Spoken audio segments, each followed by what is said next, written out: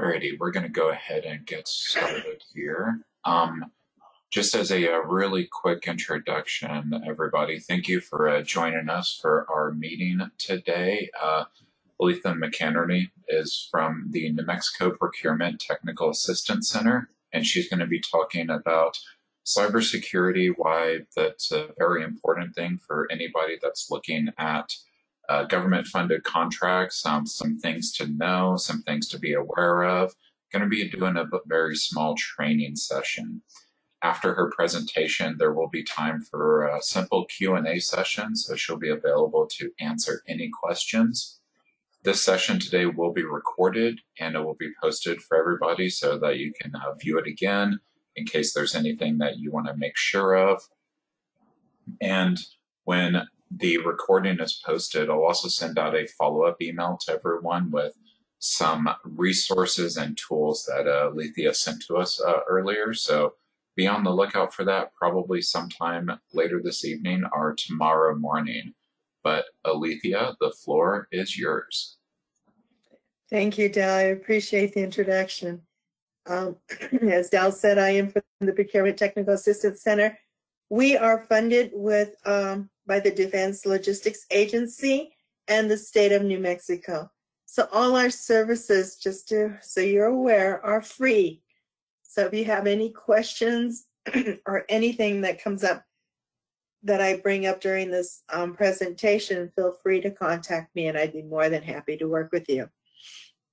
Cybersecurity, as everyone knows, is such a hot topic right now, and rightfully so. What we're going to go through is the regulations, the requirements, the controlled unclassified information, the NIST framework, the FAR 52204-21 requirements, cybersecurity maturity model levels, and certification. So that's what we're going to go through during this presentation. First of all, what is cybersecurity? Everyone talks about cybersecurity, but what is it? It's the process and ability or capability where you're controlling the information. You're protecting the information you have on your systems against any damage, unauthorized use. And that's what is bringing us to a head now. We are under attack by our adversaries, and they are getting into our systems. We need to stop that. We need to control it, and it starts with all of us with any of our devices, okay? The Federal Information System, those are all owned by government. That's what federal agencies are, okay? What we're dealing with are non-federal organizations. They're federal contractors, subcontracts, state, local, colleges, and universities. And if you've been listening to the news at any time or anything regarding, you know all of them have been infiltrated with malware, ransomware, any way they can get in to get to other systems. And what they're doing is they're using our small businesses to get into the larger businesses. So we need to stop it. That's what this is all about. The requirements are basic. The FAR 52204-21. This FAR requirement has been out there for some time. Anyone having any type of federal work, you can look at your contract and I can almost guarantee this requirement is in there. And that's very important for you to understand. And I'll explain it further as we go through the presentation. The DFARS 252-204-7012 is an enhancement to this FAR requirement. And what they have done is said, you are going to incorporate this requirement, NIST SP 800-171 is going to be incorporated in this requirement. and you're going to put a plan of action together on how you're going to meet it. That's just a very simple way of doing it, and we're going to go into a little bit more detail on that. What happens if you do not comply? Well, you could be terminated. You could also have a false claim act against you. I mean, that's how serious it is. It's not something that they're just letting go anymore. And that false claim act can be brought about in different ways. It can be brought about your competition, a present employer, employee that you let go for whatever reason. Anyone that knows that you're not complying can make that charge on behalf of the government. How can it become a false claim act? The minute you invoice and request payment from the government, and you have signed that invoice to certify that you are meeting your contract. When the government has paid you and you are truly not meeting the contract requirements, that can become a false claim act. It's plain and simple. It is up there for us to protect controlled, unclassified information. There have been billions of dollars worth of research that we paid out of our tax money, okay, has been stolen by our adversaries. And it hasn't been stolen at one time. It's been stolen over the years. And they're getting better and better and better at it. That's why we need to stop it. Right now, the government has got a register called online that is online for controlled unclassified information categories. A lot of people are going, well, what is that? What do they require? Well, this is the index group. This is how they've identified them thus far. There's a site, and each one of these, as you can imagine, goes down further. I took financials as an example, and you can see it goes into banking, budget, mergers, net worth, retirement. Okay, that's all controlled unclassified information that you have on your systems. It has a marking that everyone needs to use. Now, the National Institute of Standards and Technology, NIST, they are a non-regulatory agency. Their service as the U.S. National Measurement Institute, they were charged to come up with some guidelines for businesses. Their guidelines are not just for the government. They're for everyone. Okay? So what happened is they came up with a special publication 800-171 back in 2015. Well, DOD, the Department of Defense, decided we're going to incorporate that into our DFARS. And that's what they did. So that's why this is part of Department of Defense. And what is the NIST cybersecurity framework is trying to do is to identify, protect, detect, respond, and recover to any type of malicious acts within your computer. So it's a complete circle. Okay, that was their goal, and that's how they've come up with this. In their special publication, they came up with 14 families. Within those 14 families, they came up with 110 objectives, items that need to be met in order to be secured. When this came out, of course, it was overwhelming, okay? And a lot of it was overwhelming because people didn't know how to read it. Well, the DOD decided to incorporate it in their DFARS. And as you can see, it's right here. Okay, protecting controlled unclassified information.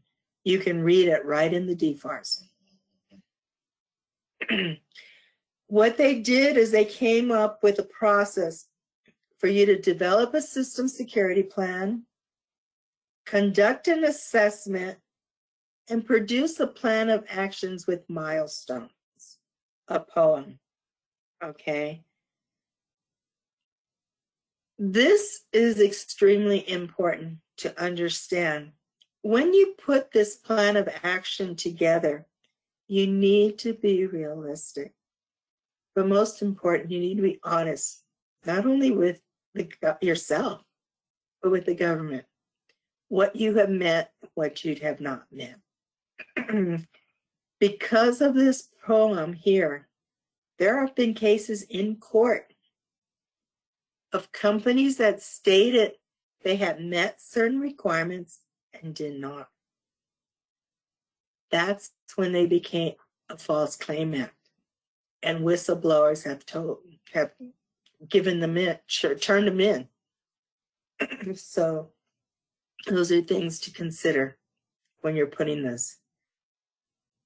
No systems are completely secure, okay? We already know that. Even the government has issues with their systems.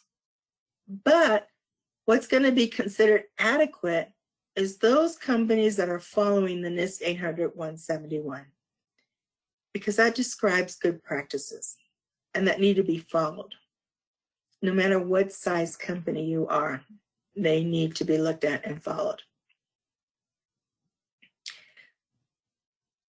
Doing the supply chain, the prime contractor has the responsibility of the subcontractor as you're going through and working with the government. So this is going to be a mandatory flow down. That being said, the prime contractor is starting to do due diligence.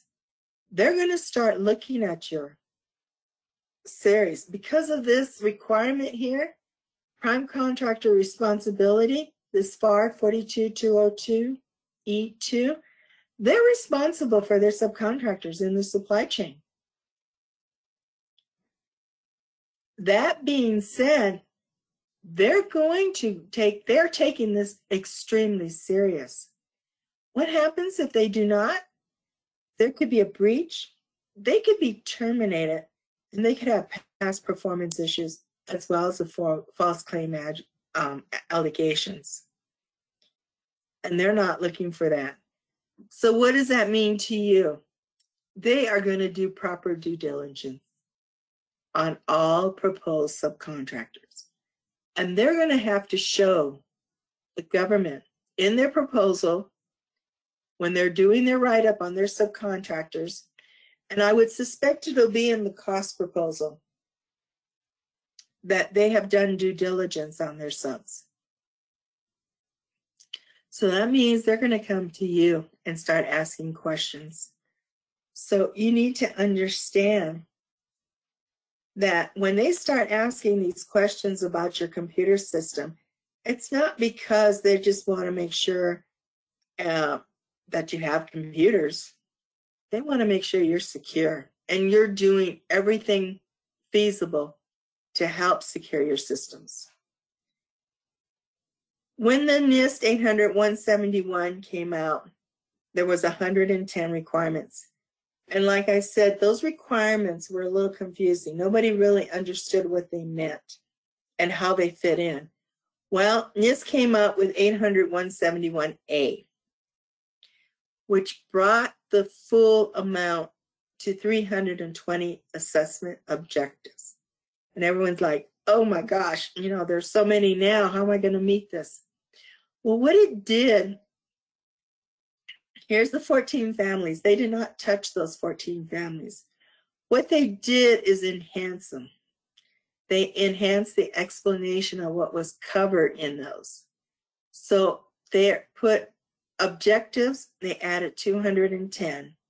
So now we're at the 320. Okay. So what they did is explain further what these 110 are covering and how to comply with them. and meet them. For the most part,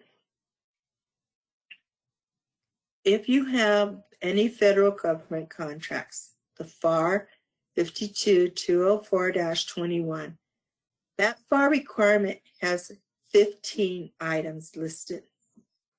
However, those 15 items meet 17 of the NIST requirement. And this is where they're at, right here in this far left right-hand corner. I have put together a spreadsheet for you, and it will be in the handouts provided that goes into further explanation of those. And remember, I said a plan of action on how you're going to meet the NIST requirements. In that plan of action, these 17 items here, you do not want them on there. If you put any of those on that plan of action, you're going to open a can of worms, because this FAR requirement has been out there already, and you have probably more than likely already said you're doing them. So be careful. This is the basic safeguard of covered contracting information. This is the FAR 52204. This is the requirement. This is the NIST reference. And this is the family that it goes to. And as you can see, access control has quite a few of them.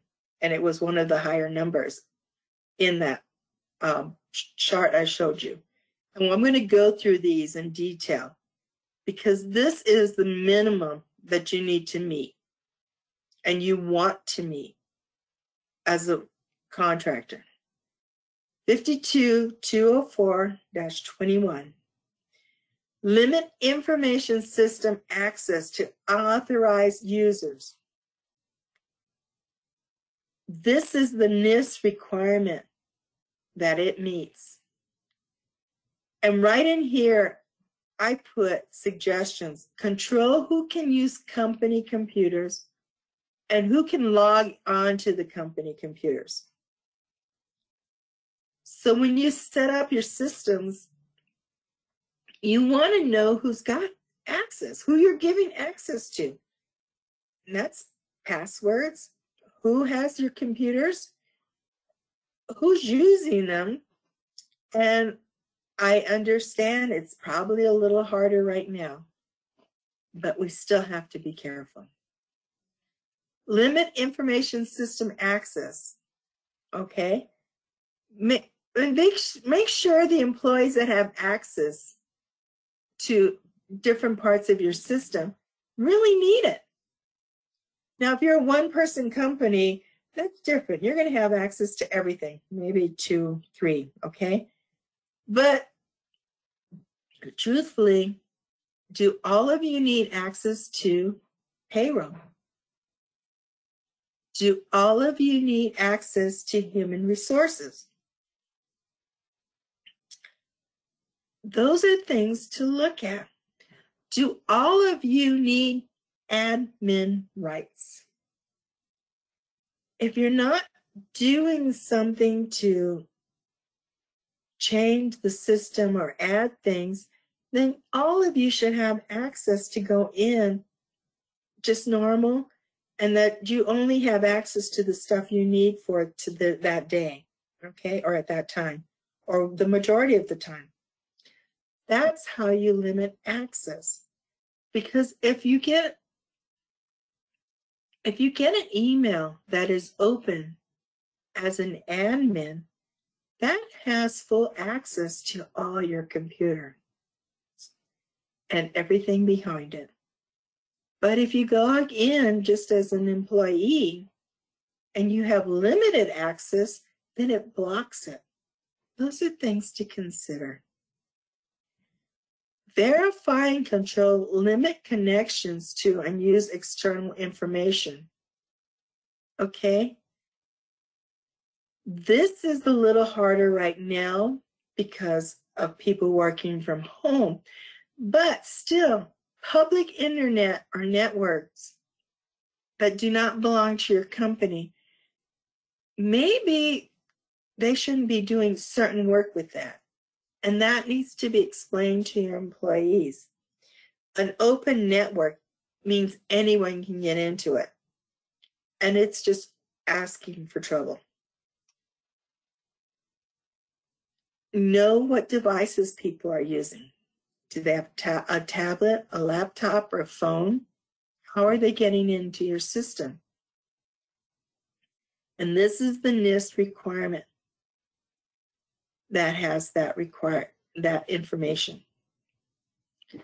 Okay, control information posted and processed on publicly accessible information system. Okay, I mean, that would make sense for you not to put sensitive information on there. But how many times do we talk about, I'm working on this project, and guess what? We decided we were going to do da. By itself, it may seem harmless. But you know what? That person put that information out there, and another employee from your company put something else out there. And by themselves, they're nothing. But putting them together, I just told somebody that was really looking to see how they could get into your system the information they needed. That's how they put phishing emails together. That's how they get people to open documents that shouldn't be open. Those are things that you can train your employees on. And it's extremely important. Just like, and I use this as an example because it happens too often. People go out to dinner, okay? And they post, this is my dinner and this is what we're having right now. And it's this gorgeous dinner, okay? And they send it to their friends and family and whoever their social media is. What did that just do? People don't think. It just told me they're not home. And that they're at this nice restaurant and they're probably about 30 minutes from home. So it'll take them another 45 minutes before they're at minimum before they even get home. So if I wanted to do damage by going into their house, I know no one's home. That gives me free access. Same thing with work. At the same time, if they would have posted that particular meal after they got home, their people are going to be just as jealous then because you're not expecting them to come and join you anyway. You got to think about it. Think the doors you're opening and how you're opening them. And say, this was our meal this evening. It was absolutely wonderful. We had a great time. I'm sorry you couldn't be there, but I ate it for you. Okay? You're home. Nobody knew what time you were there, what time you went, and you're home. So nobody has access to your house. You didn't give them that access now. Just a little bit to think about. Identify information systems, user acting on behalf of users and device. Authentication helps you to know who is using or viewing your system. Unique identifiers like company names, employee users. You all have a password most of the time to get into a system. You may have several passwords because you get into different systems. Use them. Make them strong. A 4-digit password within an hour, someone can break it. 6 digits, probably 2.5, 3 hours. 8 digits, now you're getting longer. 12 digits is probably, 12 plus digits is probably the best. And not only using alpha, but alphanumeric and special characters. Use a passphrase. Use something that you can remember or have a place that you can put your passwords. I mean, we can't remember them all. There are so many, and it's foolish to say don't put them anywhere. There are places you can do it. There are systems you can use. But just don't hook it on your computer. Katie from who is doing CMMC right now at Kate Harrington, excuse me. She says she loves to go by in the airport when they were traveling and take a little notepad and just walk around and see how many little marks she can make of how many people have their password just on the front of their computer. How secure is that? Okay, things to think about. Authenticate the identities of those users' processes. Before you let a person or a device have access to your system, you need to verify that user's device is what they claim to be. A second, authentication. A lot of the banks now, you can sign in and log into the system, and then they'll send you a code. SAM does that. We register you in SAM, you create a password, and then they send you a code either via text, via email, or you have a group of codes that you use to get in. That's another way of identifying who you are. So that's your authentication. Media protection. This is extremely important, and we don't think about it. Sanitize or destroy information system media, especially if you contain federal contract information, before you dispose or release it for reuse. There are, in these devices, they have memory, okay? And I'm as guilty as anyone else, I'm sure. You know, you think you're doing a good thing, you're going to give your printer away, but did you go back into the printer and memory and clear it out? What about the CDs or DVDs or those mobile phones that we trade in? What happens to those? Did we take the memory card out? Is there a backup memory card in there? Do we know what it is? Have we cleaned it out? I mean, these devices, these phones are smart. They're little miniature computers. Have we done all that before we give it away? We want to make sure we purge the information. Worse, just like paper, shred or destroy the device so it cannot be read, especially if you have federal government information on it. Maybe even though we would love to give it to somebody else, maybe that's not a good idea. Maybe we need to destroy the device. It's going to depend. What are your policies and procedures in order to handle this? This is the NIST requirement. Physical protection, limit access. Where in your office or where at home is your computer? Can people come around you and see you type in your password? We want to trust family and friends, and you know, and I understand that. But you've got to protect the information you're working with. Okay? You don't want to just leave that information out. You want to make sure that you're in a place in the house that as you're typing your information in, that nobody's recording it. You want to make sure that nobody else has access to get into your computer.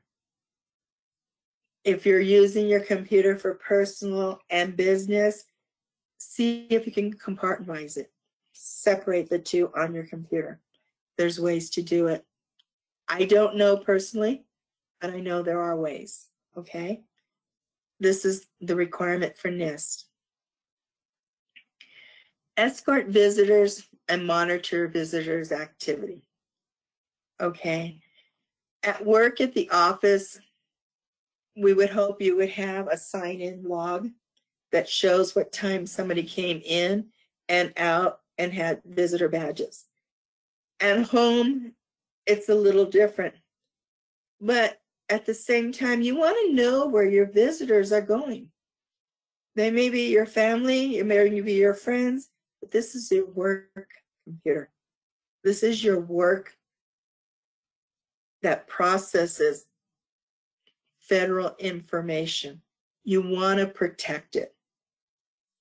So whether you close it, turn it off, put it away, doing something with it, close the office door, close that room, whatever, keep it safe.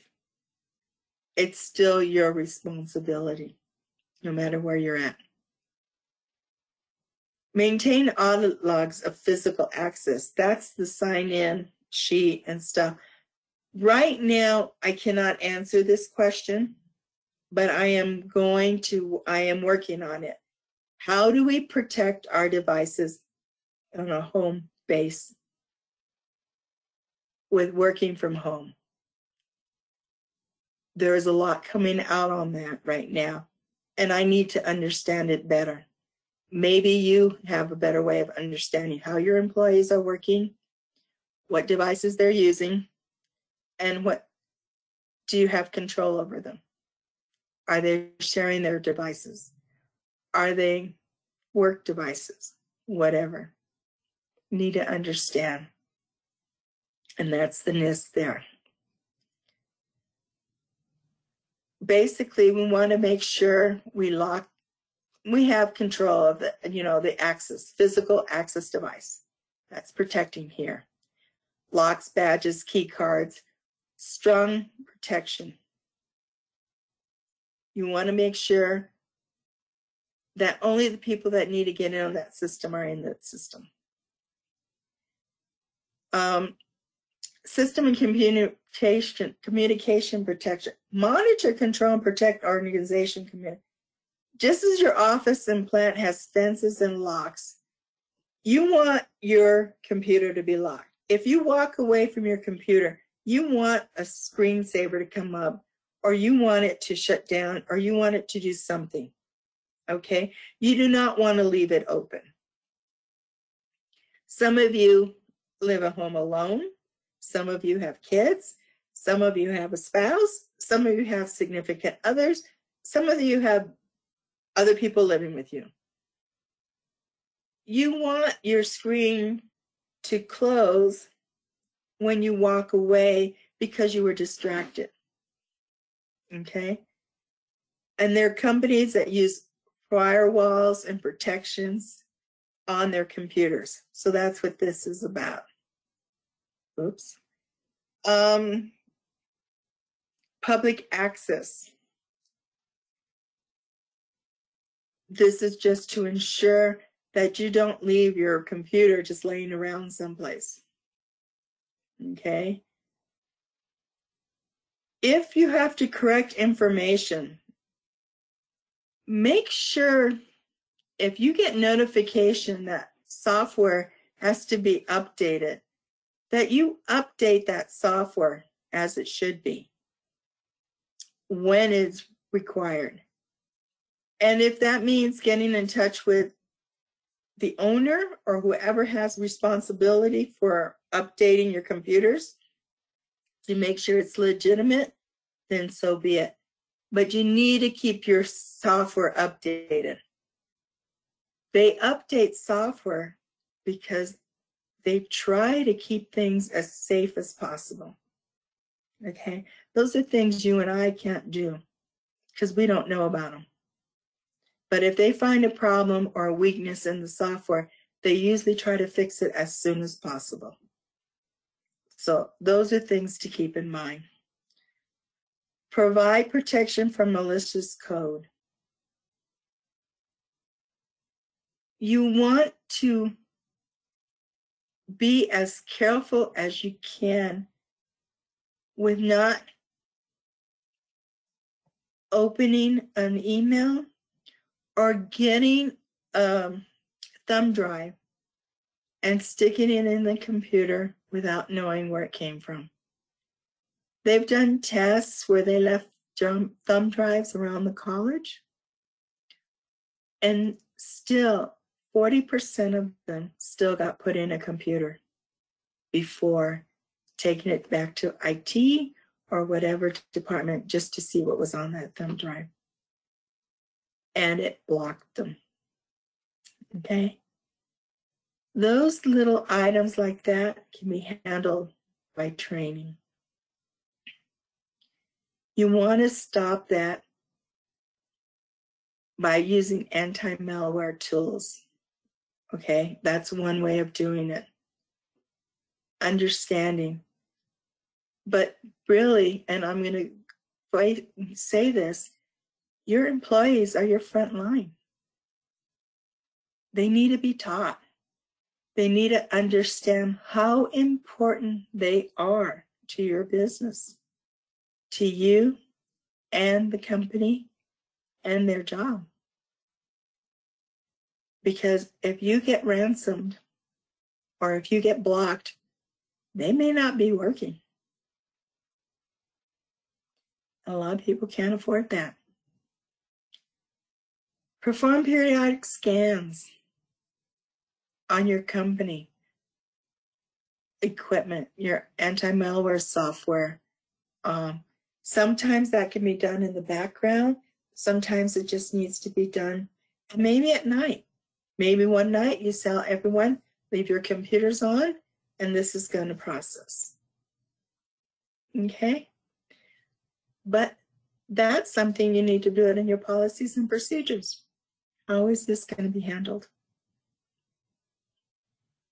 And make sure it's followed. Okay. These items that we just went through were the FAR requirements, the basics. Okay? Everyone needs to do that. And as you see, as I brought these up, I brought up training. You didn't see training in one of these requirements. It's not listed. But it's something you may want to consider. These are things you need to consider. Do a self-assessment of devices. Nowhere on those FAR requirements does it tell you to assess. Write policies regarding your use of your company equipment. Consider buying cybersecurity insurance.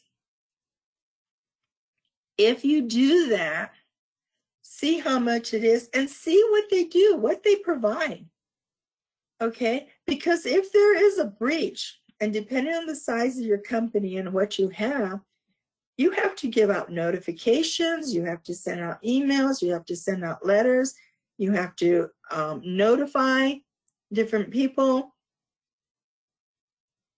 Do you have that down? Do you know who you need to? Computer files backup. None of those FAR requirements ask you to have a backup. If you have a backup, make sure it works. Test it. Companies have had backups that have had ransomware. And they figured, we have our backup and we're going to just pull them up and we'll be okay. When they went to go get their backup, it did not work. It was going to cost them 3 times more than it would to pay for the ransomware. The problem with paying for ransomware is there is no guarantee they're going to give you all your information back. Okay? You don't know what you're going to get. Back up your files a minimum of once a week. Put that file someplace in a fireproof safe, off the property, in a bank drawer. I don't know. Whatever works for you. But if you get hit, at least you don't have to go all the way to the beginning. You have a backup for it. Segregate backup files maybe by month. And then after a year, you rotate them and go back that way. I don't know. It depends on your company. But as you can see, those items are not in the FAR requirements. Train your employees That wasn't one there either. But train your employees. They're the first line of defense. They need to feel and understand this is a need. This is what they need to look for. Who can they go to with questions? What if they get an email? And this has happened. A boss sends an email to an employee, says, I am traveling. I can't get this. I'm working on a proposal. I need this information, and I need it stat. A good employee will say it's from the boss. I'm going to do it, and go ahead and gives them the information. Doesn't check it. All of a sudden, they go walking down the hall, and there's the boss. And said, you just sent me an email requesting this and this and this. And they're saying, no, I didn't. So now what do? You have policies in place for that. What could have stopped that? A phone call. Double checking. Please verify for me this is what you want and this is how you want it. Or this is the format you want. Whatever. Those are things that need to be trained and looked. People were buying debit cards because they got emails on behalf of the company, and they were not given permission by the company to do it. Okay, so there's a lot of different ways of doing things, and training would help. One of the tools I'm giving you when you get the package from Dell is perform a self-assessment. This is the NIST Handbook 162, and it gives you guidelines on how to perform a self-assessment. If you're a small company, you want to keep this up to date. It makes it easier. If you're a medium-sized company, you may need help, okay? And there's people out there that can help you. But at least you have a guide on what to look for and how it's done, or what should a company be helping you with. The CMMC, the Cybersecurity Maturity Model Certification, this is by DoD. Anyone working with DoD, it was supposed to start at the end of this year. It's probably going to go to the end, to the beginning of next year. It's going to need to have a certification to work. And they have at different levels. They have level 1 through 5. At a bare minimum, you're going to need a level 1 to work with DoD. This is basic cyber hygiene. This is everything we just went through. This is the FAR 52204-21. Level 2 is when they start having formal documentation. It's the immediate cyber hygiene. Level 3 is if you have any controlled unclassified information in your system, this is the level you're going to need to be at, level 3. Manage good cyber hygiene. And then 4 and 5 are higher than that. But this level 1 to 3 is your NIST 800-171. Level 3 is complete, that complete package with everything up to date, and you're doing it. Not a date stating we will meet this requirement by such and such a date. That is no longer valid. The reason this came about is because there were too many contractors that were saying and self-certifying that they were meeting the requirements, and they were not. And the DoD said, no, we can't have this. We're losing too much information. Too much of our taxpayer dollars is going out the window. And we can't afford that. Okay. Level 1 is safeguarding for the federal information, contract information. Level 2 is like a stepping stone to level 3. You're going to get certified, an actual certification at level 1, 3, and 5. 2 and 4 are your stepping stones to the next level. It was too big of a jump to go from level 1 to level 3. And that's why they put level 2 in there, to help explain how to work towards getting to level 3, to give you some guidelines. Okay, so they didn't just impose level 1 and level 3. Level 2 goes into how to get there. But you do want to check on level 3 because you don't want to get level 2 going and find out that the way to meet a process in level 3, what you've set up in level 2 isn't going to make it. Okay, maybe it's a software package you bought, and maybe you need an upgrade to that software package, and that will help you with level 2 and 3, where you didn't even purchase that because you thought you were covered. So you can't just do it blindly, but it is a guide. And then these just go into how you perform level 1, basic cyber hygiene, and what we discussed. Okay, level 2 is document. It's going into every single item there and documenting it, and just getting ready to go to level 3 and manage. Level 3 is managing the requirements. Okay, and this is what's in your DFARS 252, 204, 7012. Right now, it is out there to put the CMMC into this clause.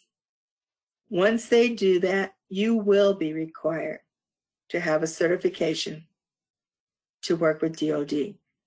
The certification board is working now. They've done their first trainings. They've got their first 11 assessors trained. That just happened recently. They are going to go and look at the ones that are going after the main RFPs that are coming out towards the end of this year. Once this gets put into the FAR, they're going to have to meet those requirements. Anyone bidding on those upcoming RFPs are going to have to bid it. It's not going to go backwards. So if you have a contract now, it's not going to be required on those contracts. It could be required on option years, though, as an amendment. If you have a basic contract that goes 1 or 2, 3 years, if you're going into an option year, DoD will have the right to add it as a requirement. Keep that in mind. This is level 4 and 5. I'm not going to go into it. The Cybersecurity Maturity Model Certification, this is what it looks like. It gives you the domain, it gives you the level, and each level builds on the other. So once you meet level 1, then you start level 2 and level 3. May have additional requirements or may not. And this document you will have when you receive it. The FAR clause, the 52, 204, 21, should be in place already. Okay, that is going to be your CMMC level 1. And people are out there saying, well, I can't meet it. You don't want to do that. You do not want to do that. I don't know how to make that any clearer. That clause has been in your contract. You've stated you are doing it already. You probably have invoiced for it already. You don't want to go there. The NIST Special Publication 800-171, you want to start working on that. You start working on level 2 and 3 if you have CUI. It is going to be a requirement.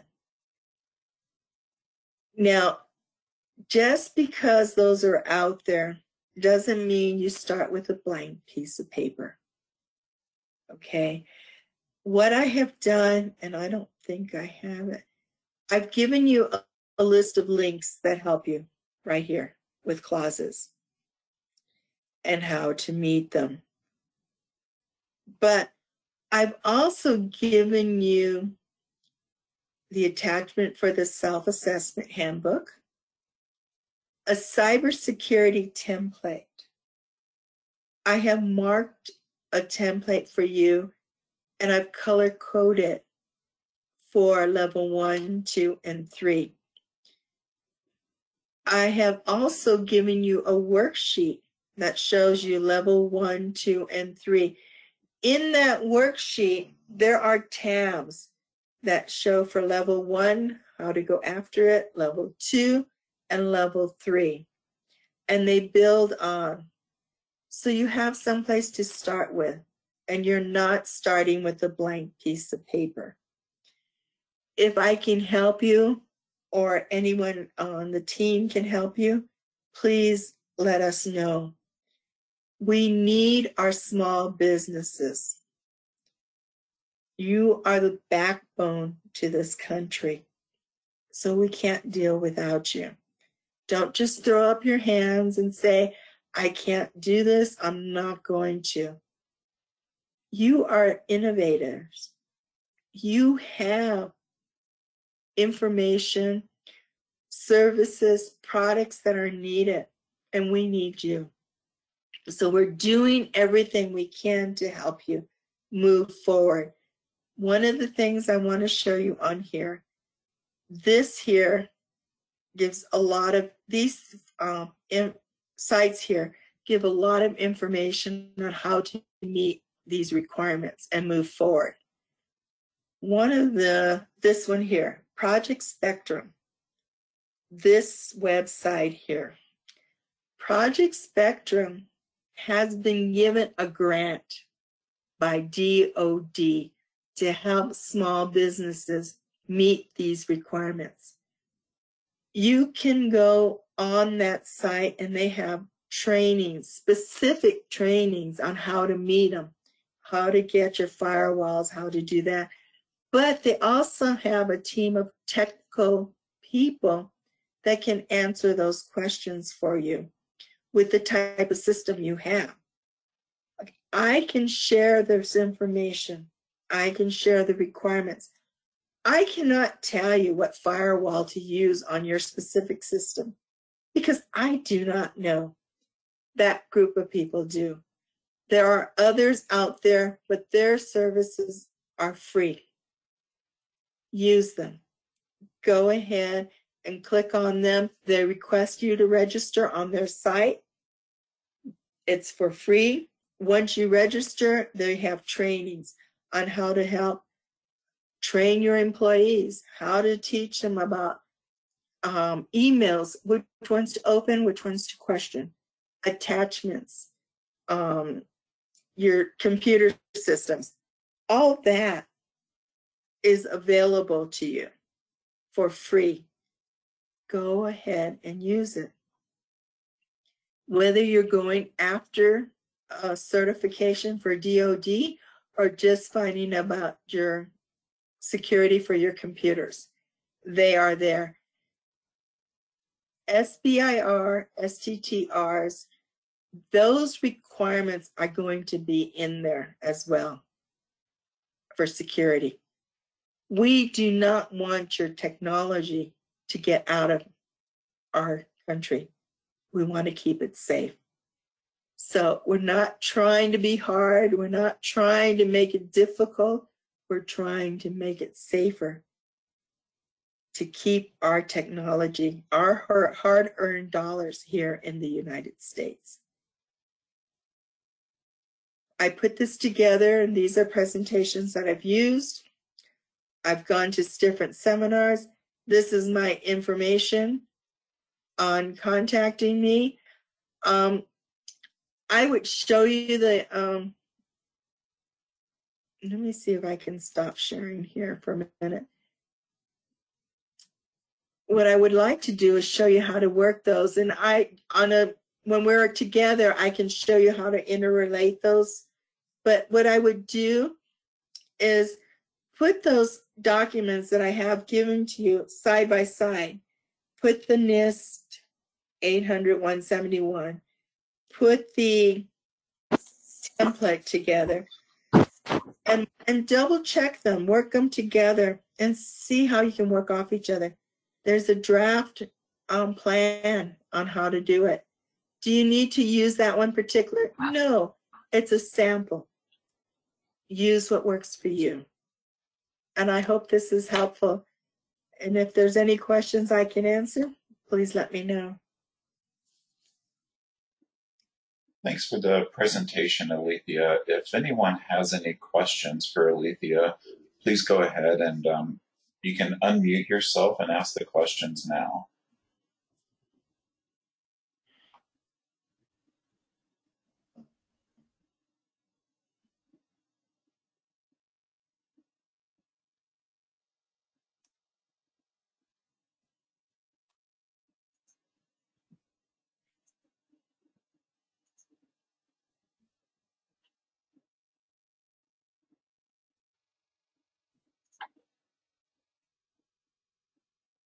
Oh, it looks like we have a question in the chat. Elythia, Andrew asks, will you be doing a training like this again, and when?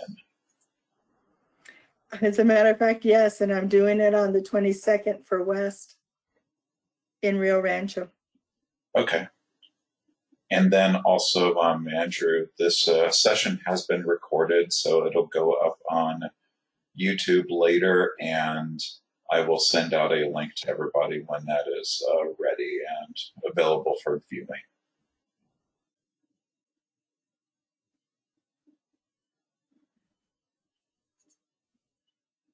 But if we have no other questions, thank you again, Elythia. As Elythia mentioned, she provided us with some tools, some resources, some templates. I will make sure to send those out to everybody that registered for today's session through Eventbrite, along with the link to today's recording. That should be up either later this evening or early tomorrow, so definitely be on the lookout for that. But once again, Elythia, thank you for coming in and talking about the importance of cybersecurity, why it's such a crucial factor for everybody, and things that people need to be aware of when they're looking at doing government contract work.